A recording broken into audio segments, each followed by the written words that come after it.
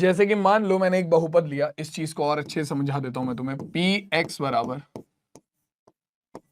7x minus, ठीक है, मैंने यहां पर रखा x बराबर 0,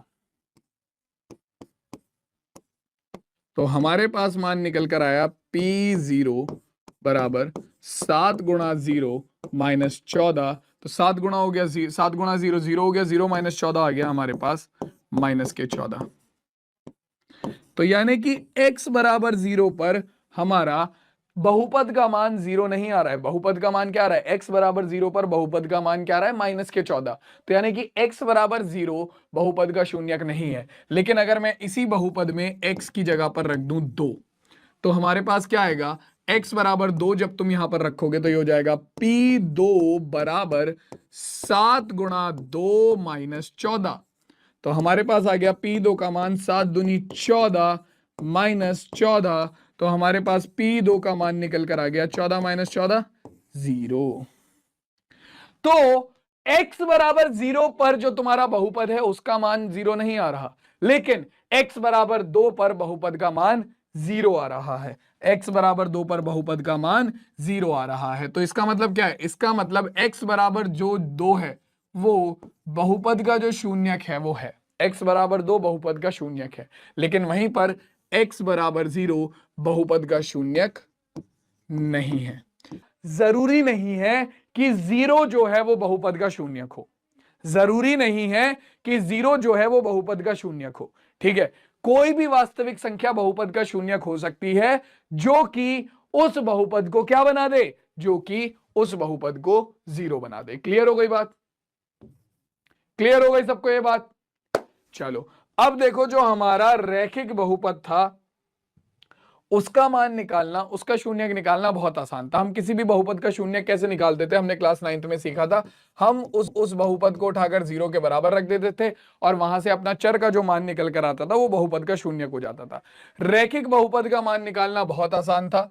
ax प्लस बी बराबर हम उठाकर 0 के रखते थे, ठीक है, b इधर चला जाता था, x भाग में चला जाता था, x का मान आ जाता था माइनस के b बटे a, और यही हमारा क्या हो जाता था? रैखिक बहुपद का शून्यक हो जाता था।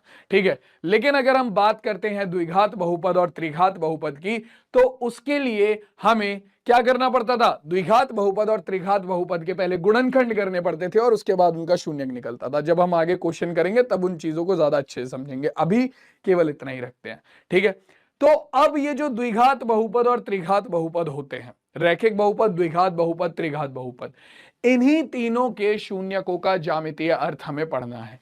यानी कि रैखिक बहुपद, द्विघात बहुपद और त्रिघात बहुपद में चर के वो मान जो कि उन्हें शून्य बना देते हैं, बहुपदों को 0 बना देते हैं, उन्हीं के बारे में हमें पढ़ना है। ठीक है, तो अब सबसे पहले बात आती है रैखिक बहुपद की। ठीक है, तो ज्यामिति का मतलब क्या होता है? ज्यामिति का मतलब होता है कि तुम्हें जो भी चीज मिलेगी तुम उसका आलेख बनाओगे। ठीक है, तो रैखिक बहुपद जो होता है इसका आलेख क्या होता है ये तुम्हें समझना पड़ेगा। ठीक है, इसका आलेख, इसका नाम रैखिक इसीलिए पड़ा है क्योंकि इसका जो आलेख होता है, इसका नाम रैखिक क्यों पड़ा है? इसका नाम भाई साहब का रैखिक इसीलिए पड़ा है कि इसका जो आलेख होता है वो एक सरल रेखा होता है।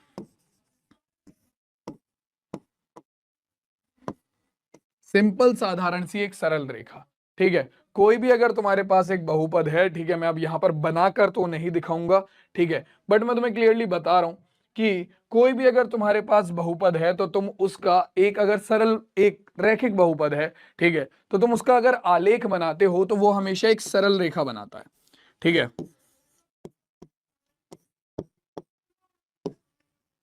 ठीक है, पी एक्स बराबर ए एक्स प्लस बी, तो ये बनाता है एक सरल रेखा। ठीक है, क्या बनाता है भाई? एक सरल रेखा बनाता है हमेशा, इसीलिए इसका जो नाम है वो रैखिक बहुपद है। इसीलिए इसका जो नाम है वो रैखिक बहुपद है। ठीक है, अब ये जो सरल रेखा होती है, ठीक है, ये जो सरल रेखा होती है, मान लो ये बन गई एक सरल रेखा, कहीं भी बना दो यार, ये रही, थोड़ा सा इसे बड़ा कर देते हैं, हाँ जी, तो ये रही एक सरल रेखा। ठीक है, ये कुछ भी, कोई भी एक सरल रेखा बना दी मैंने। ठीक है, तो अब देखो, किसी भी बहुपद का जो आलेख होता है, ये सरल रेखा क्या है? ये सरल रेखा तुम्हारा पी एक्स बराबर ax प्लस बी जो है उसका आलेख है।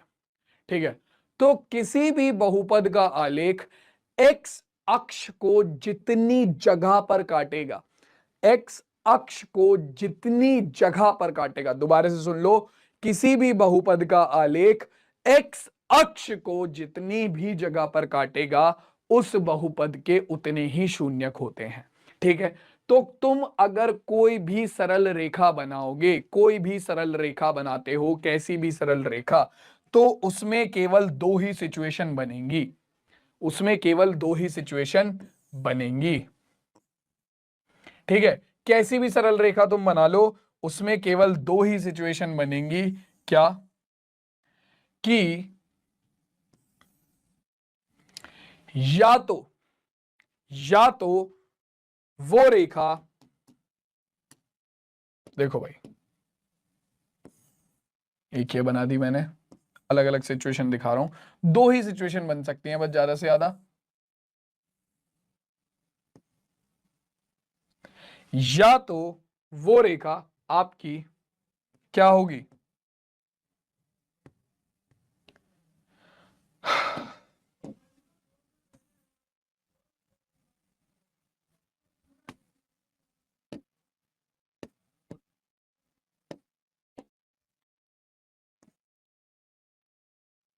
हाँ जी, तो देखो, या तो वो रेखा एक्स अक्ष को केवल एक जगह पर काटेगी, ठीक है, केवल एक जगह पर काटेगी। मैं जस्ट एक एग्जांपल दे रहा हूं तुम लोगों को, ठीक है, तो उस चीज को समझने की कोशिश करो पहले, बाद में फिर उसके बारे में हम बात करेंगे। ठीक, जैसे कि यहां पर मैंने तुम्हें तीन अलग अलग एग्जाम्पल दिए हैं, जहां पर तुम देख सकते हो कि तुम्हारी जो रेखा है वो एक्स अक्ष को, एक्स अक्ष कौन सी होती है, जो क्षैतिज, जो लेटी वाली रेखा होती है उसे हम एक्स अक्ष बोलते हैं। मैं लिख देता हूं यहां पर, ये हमारी एक्स अक्ष है, जो खड़ी रेखा होती है ये हमारी वाई अक्ष होती है। ठीक है, निर्देशांक ज्यामिति वाला चैप्टर क्लास 9th में पढ़ाया गया था। ठीक है, तो आपकी जो भी रेखा है, ठीक है, सरल, अगर तुमने किसी रैखिक बहुपद का आलेख बनाया तो वो सरल रेखा बनेगी, और सरल रेखा जो है वो हमेशा एक्स अक्ष को किसी ना किसी बिंदु पर, क्या होगा, दो सिचुएशन बनेंगी। सरल रेखा जब तुम बनाओगे आलेख पर तो उसकी दो सिचुएशन बनेंगी। क्या? या तो वो एक्स अक्ष को किसी ना किसी बिंदु पर काटेगी, जैसे कि तुम देख सकते हो इसने यहां पर काटा, इसने यहां पर काटा, पर काटा, इसने यहां पर काटा, ठीक है, इस भाई साहब ने यहां पर काटा,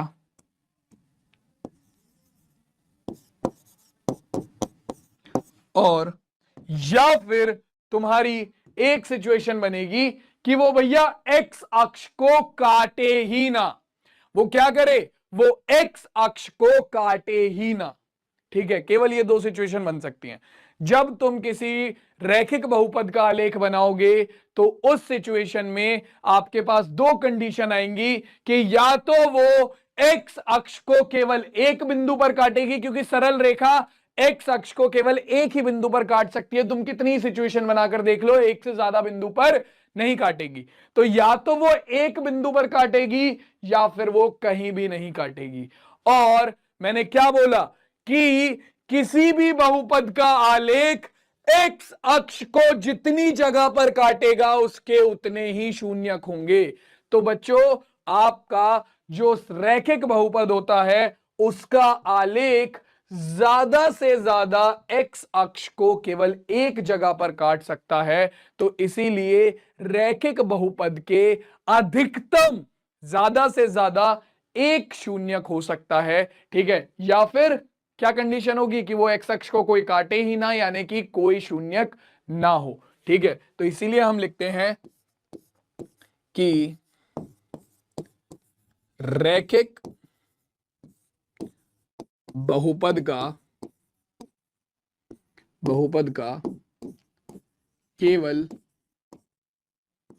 केवल एक शून्यक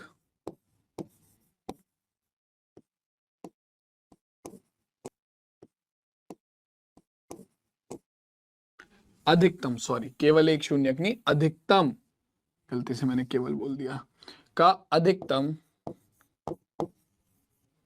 अधिकतम एक शून्यक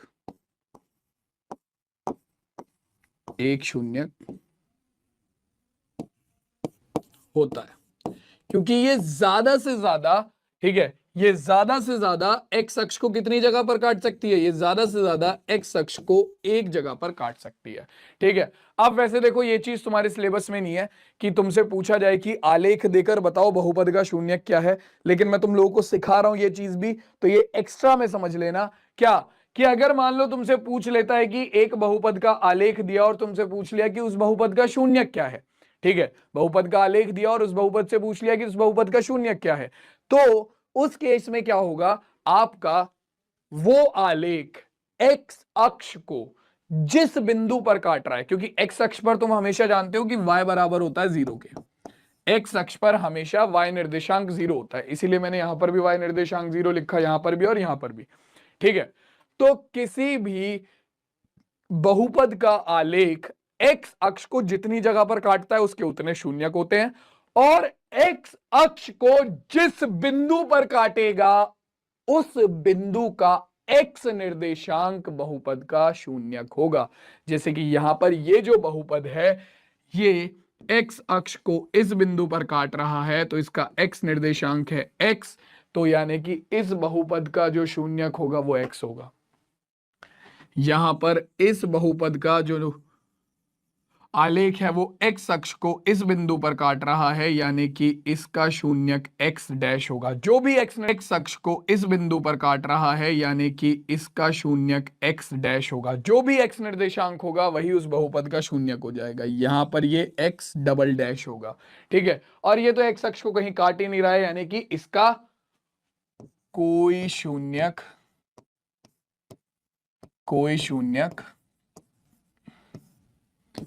नहीं है।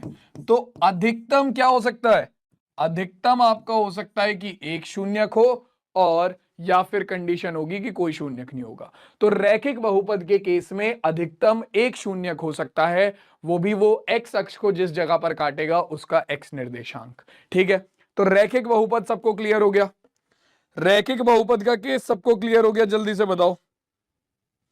चलो बहुत ही बढ़िया। अब इसके बाद आता है हमारे पास दूसरा केस जो कि है द्विघात बहुपद का। ठीक है, अब द्विघात बहुपद का जो आलेख होता है वो होता है परवलय। ठीक है, द्विघात बहुपद का आलेख जो होता है वो होता है परवलय।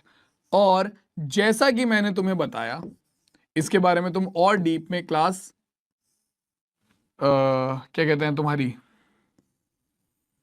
11th में पढ़ोगे परवलय के बारे में। परवलय और अति परवलय, इन दोनों के बारे में तुम क्लास 11th में और भी ज्यादा डीप में जाओगे और भी ज्यादा अच्छे से पढ़ोगे। ठीक है, सरल रेखा वाला एक चैप्टर आएगा, वहां पर पढ़ोगे परवलय के बारे में। तो परवलय आकृति कैसी होती है मैं बता देता हूं। परवलय आकृति होती है ऐसी। ठीक है, ये है तुम्हारा परवलय।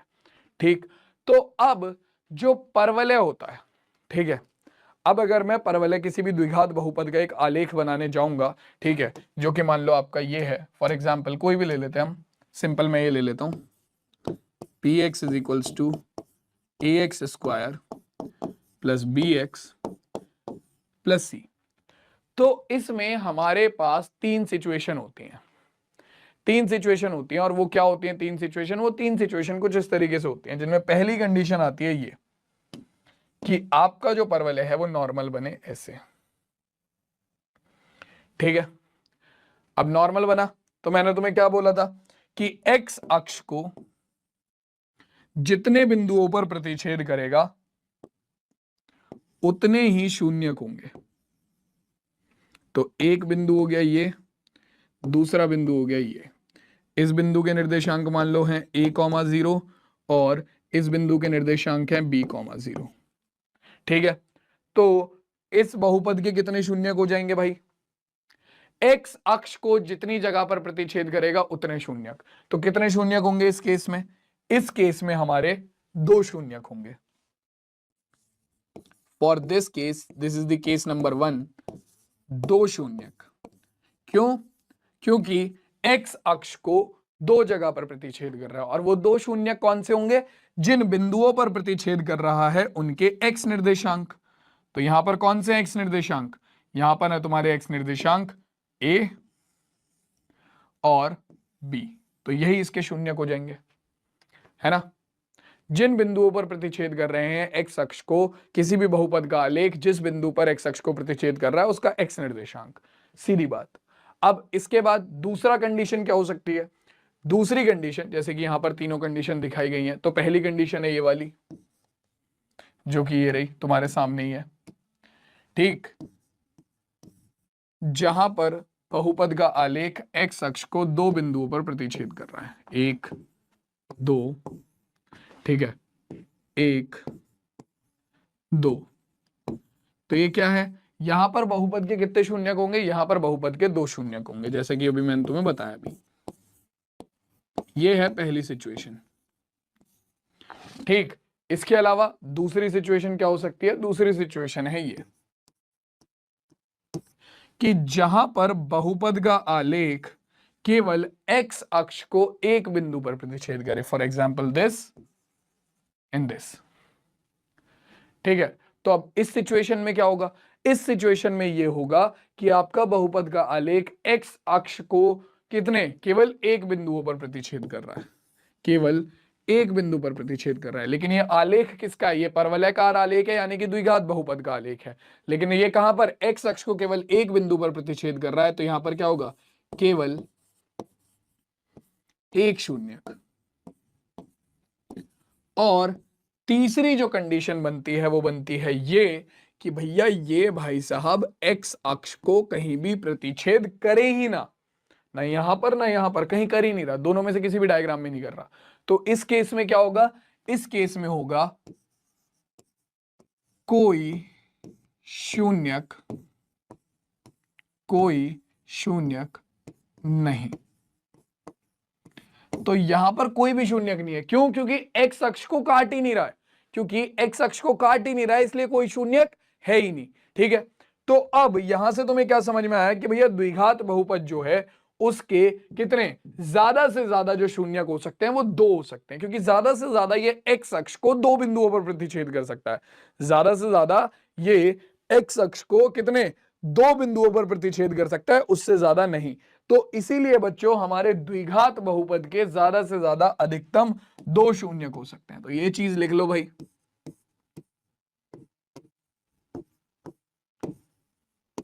द्विघात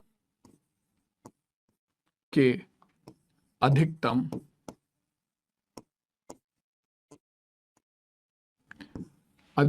दो शून्यक हो सकते हैं। खत्म किस्सा, ठीक है। अब त्रिघात बहुपद की बात आती है इसके बाद। तो त्रिघात बहुपद का आलेख जो बनता है वो कुछ ऐसा बनता है, ठीक है, मैं दिखाता हूं। हम्म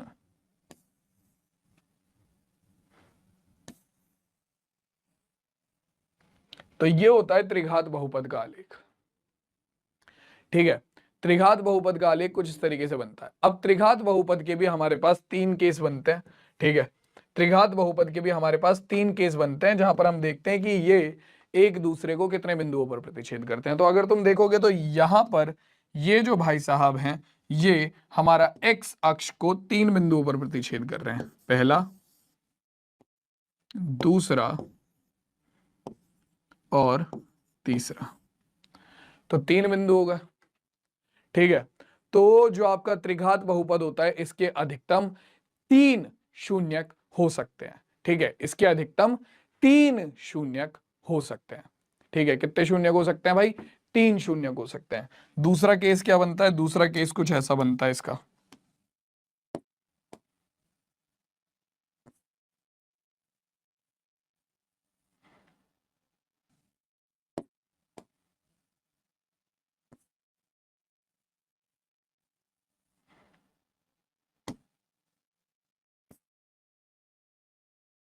ये रहा।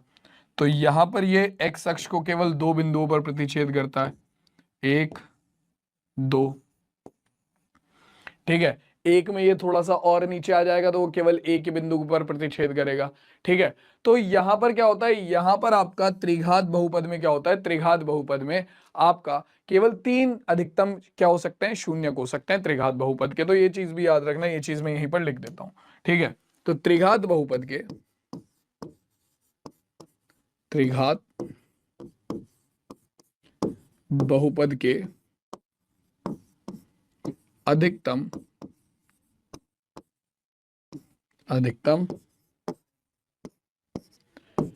3 शून्यक होते हैं, 3 शून्यक होते हैं या हो सकते हैं। ठीक है, तो अब हमें क्या करना है, बहुपद के शून्यकों के ज्यामितीय अर्थ में केवल इतना ही था। ठीक है, अब हमें क्या करना है, अब हमें बहुपदों के शून्यकों के आलेख देखने हैं और आलेख देखकर हमें बताना है कि उस बहुपद के कितने आपके शून्यक हैं। ठीक है, मैंने पहले ही बोला था कि ये चीज आपके सिलेबस में नहीं है कि बहुपद का आलेख देखकर बताओ कि शून्यक कौन सा है। ठीक है, बट मैं ऑलरेडी बता चुका हूं कि वो एक्स अक्ष को जिस बिंदु पर प्रतिच्छेद करेगा उसका एक्स निर्देशांक ही बहुपद का शून्यक हो जाएगा। लेकिन आपके सिलेबस में केवल इतना है कि आपको देखकर यह बताना है कि आलेख के कितने शून्यक हैं। ठीक है, तो नीचे दी गई आकृति में ग्राफों में देखिए कि y बराबर पी एक्स, ये हमारा आलेख दिया हुआ है y बराबर पी एक्स, जहां पर आपका पी एक्स जो है वो बहुपद है। ठीक है, का आलेख दिया हुआ है, ग्राफों से प्रत्येक के लिए पी एक्स के शून्यकों की संख्या ज्ञात करो। तो x अक्ष को जितने बिंदुओं पर काटेगा उतने शून्यक, सीधी सी बात है। ठीक है, तो पहले वाले के लिए देखते हैं। तो x अक्ष को कितनी जगह पर काट रहा है, केवल एक जगह पर काट रहा है, एक शून्यक। मैं डायरेक्टली आंसर लिख रहा हूं। ठीक है, आलेख x अक्ष को कितनी जगह पर काट रहा है, 2 जगह पर काट रहा है, 1 2, तो 2 शून्यक। ठीक है, अगला आलेख x अक्ष को कितनी जगह पर काट रहा है, 1 2 और 3, 1 2 3, 3 शून्यक। ठीक है, यहां पर आलेख x अक्ष को कितनी जगह पर काट रहा है, केवल 1, तो 1 शून्यक। ठीक है, सेम वही चीज है, आलेख x अक्ष को कितनी जगह पर काट रहा है, केवल 1, तो 1 शून्यक। ठीक है, यहां पर आलेख x अक्ष को कितनी जगह पर काट रहा है, तो 1 2 3 और 4, तो आलेख x अक्ष को 4 जगह पर काट रहा है, तो इसके 4 शून्यक होंगे। ठीक है, 4 शून्यक होंगे। ठीक, अब सेम यहां पर भी हमें वही करना है। ये अगला क्वेश्चन है, किसी बहुपद px के लिए y बराबर px का ग्राफ नीचे आकृति में दिया गया है, प्रत्येक स्थिति में px के लिए शून्यकों की संख्या ज्ञात करो। तो यहां पर आपका ये जो आलेख है ये x अक्ष को कहीं पर भी नहीं काट रहा है। ठीक है, तो यहां पर कोई शून्यक नहीं होगा। गलती से ये मत लिख देना कि 0 इसका शून्यक है, गलती से ये मत लिख देना कि 0 इसका शून्यक है। इसका शून्यक कोई नहीं होगा, कोई शून्यक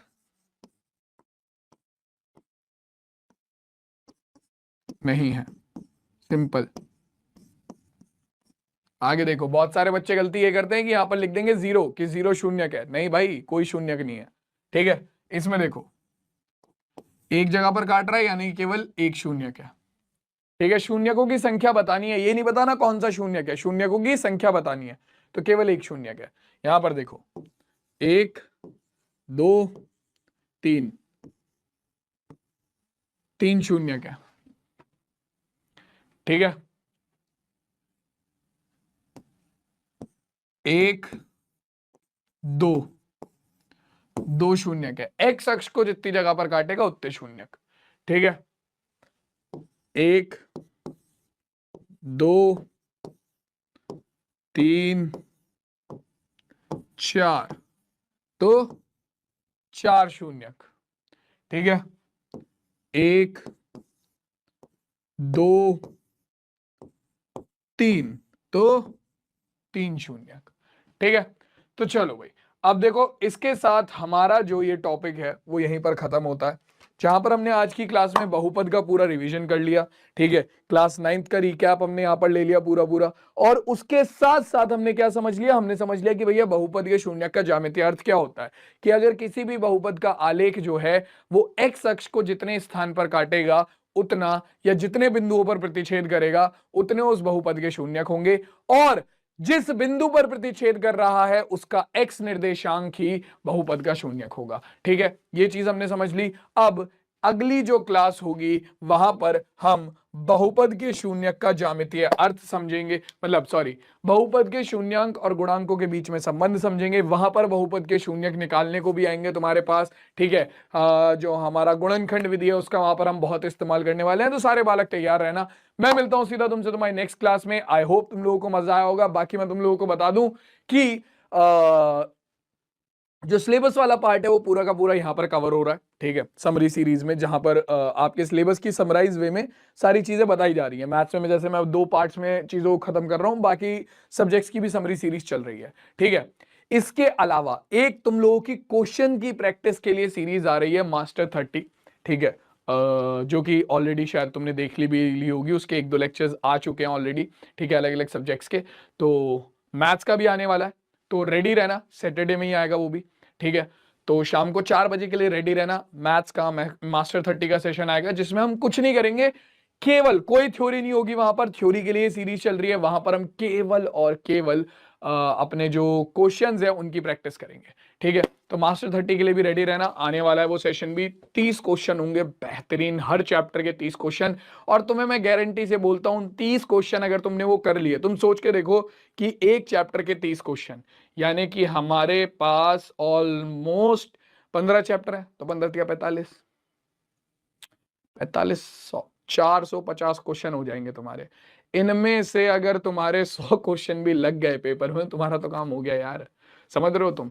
तो रेडी रहना, मैं आ रहा हूं, क्योंकि मास्टर 30 सीरीज लेकर तुम लोगों के लिए, तो उसके लिए तैयार रहना। मिलते हैं सीधा नेक्स्ट सेशन में, तब तक के लिए टेक केयर, टाटा और बाय बाय।